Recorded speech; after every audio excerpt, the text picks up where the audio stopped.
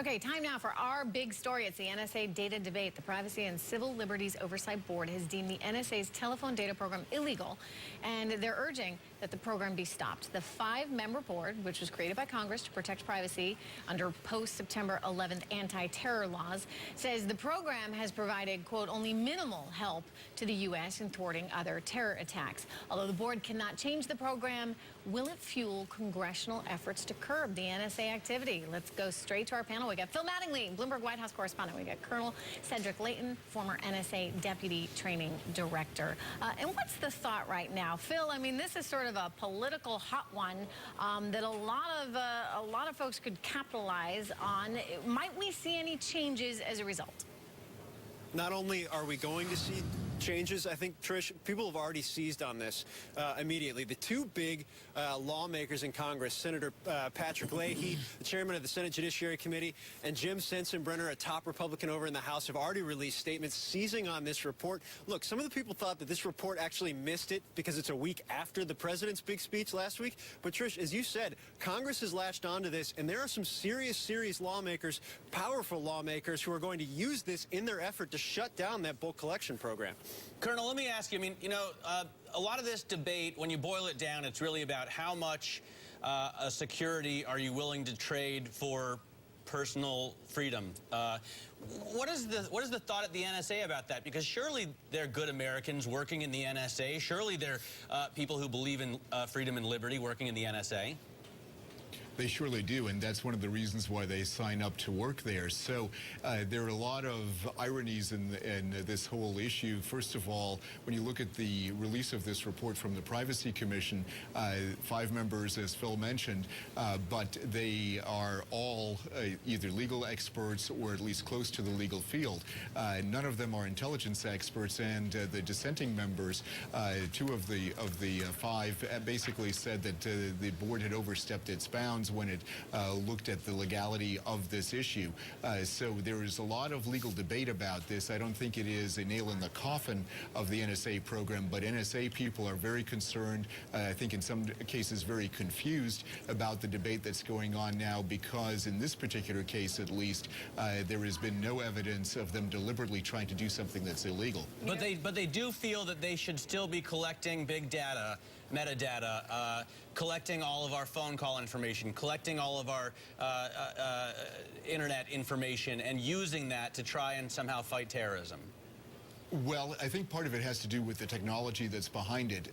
What we're looking at here is trying to do this in the most efficient manner possible. So when you look at the way in which big data, metadata is collected for these programs, particularly the one under Section 215, what we're looking at here is basically like a cop on the beat. When a cop goes down the street and he or she is performing their duties, they're looking at various indicators out there. This is kind of a digital version of that, and that is why it really has to be a good debate about how much of a cop on the beat do you really want NSA to be, or do you really want law enforcement to be, because really it's both an intelligence community issue as well as a law enforcement issue, and there's some significant issues that we need to look at and think about. Phil, when people say maybe they missed the boat because they're this comes a week after the president's speech, how is it going to impact policy?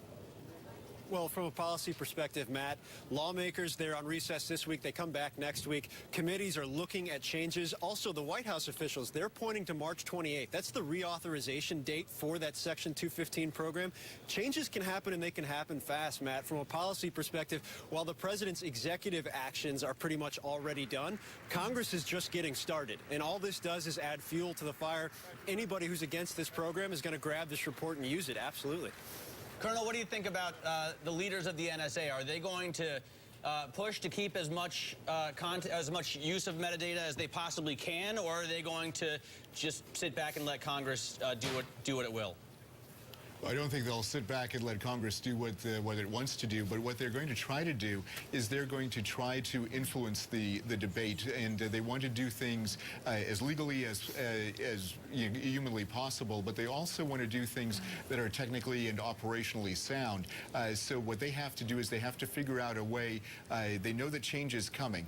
They know that change is going to really affect the way NSA collects data, but they also want to do things in a way that allows them to continue the mission, which, in spite of what the report says, has actually been effective in thwarting terrorism and has really made a difference overseas. Despite what the report more so says. I mean, I think that a lot of people are going to be troubled by what the report says, which is that it hasn't done a lot to thwart these attacks. And don't forget, you know, Matt, there's a lot of concerns right now in general, because you look at what happened at Target and Neiman Marcus over the holidays with people's credit card data being stolen. So this all sort of goes into one big bucket where people are worried about the idea of Big Brother and that all their information is out there.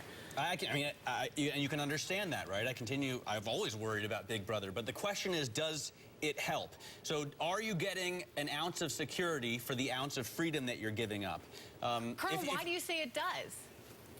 Well, there are some things, Trish, that you know, are not released in the public domain, but when you look at what was done in the wake of 9/11, you know, we admittedly did not do everything that we needed to from an intelligence perspective to thwart the terrorist attacks on 9/11. That's patently obvious. But what happened in the wake of that was we were able to find a lot of the terrorists, people like Khalid Sheikh Mohammed, for example. He was found really in large part due to signals intelligence information, the same kind of information that we're looking at here, you know, in terms of what NSA does. The difference, though, is that that was foreign information. Now we're talking domestic information, and what we were trying to do in the wake of 9/11 is bridge the gap between foreign and domestic, and that's a very hard thing to do. Let's jump in here and just ask you about Ed Snowden. And do you think that this is someone who deserves to be tried for treason? Or should he be? Should he be tried for treason? I mean, exactly that. Or is he a hero, as many people believe?